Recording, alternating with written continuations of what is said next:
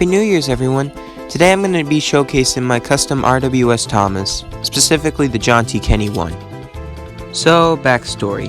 One day I was scrolling through eBay when I came across a beat-up Clockwork Thomas for $2. Naturally, being the collector I am, I asked my aunt if I could get it.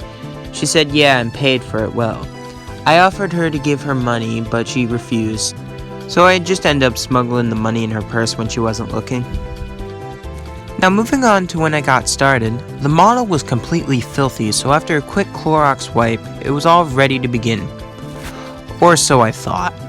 See, one problem I had was that my model had its face glued on. I don't know if this was all the models, but I couldn't get it off, even if I wanted to, without damaging the face. So as an alternative, I just used masking tape to cover up the face and began the primer process.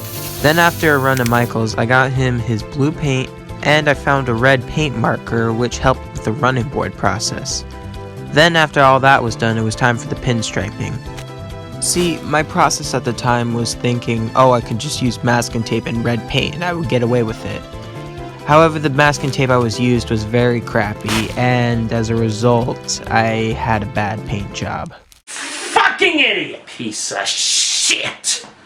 So I was back at square one, but this time I sanded the model down and paint him blue first.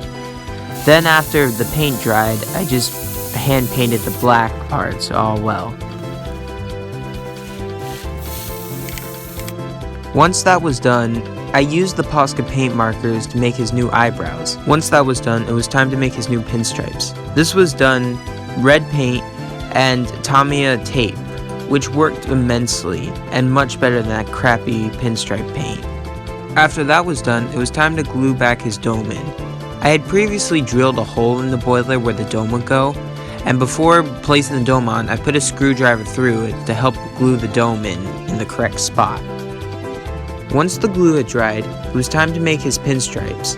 I did this with the tape and the paint, but this time I also did the Craftsmart marker because that was easier for me to do.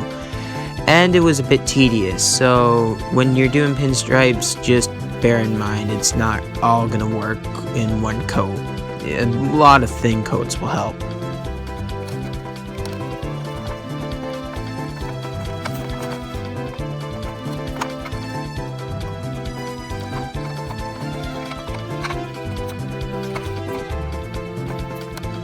The final step was doing his numbers.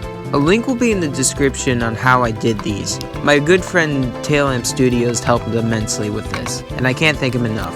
After all of that, he was clear coated and he was finally done.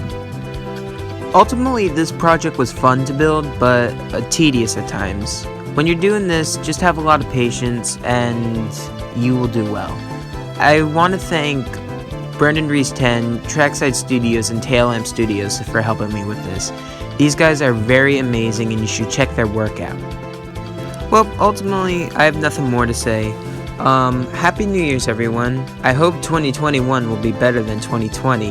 And thank you all for making me have 300 subscribers before the end of the year. Alright, I'm done. Goodbye. Hey! Da da da da da da da da. Hey! Da da da da da da da da. Hey! Da da da da da da da.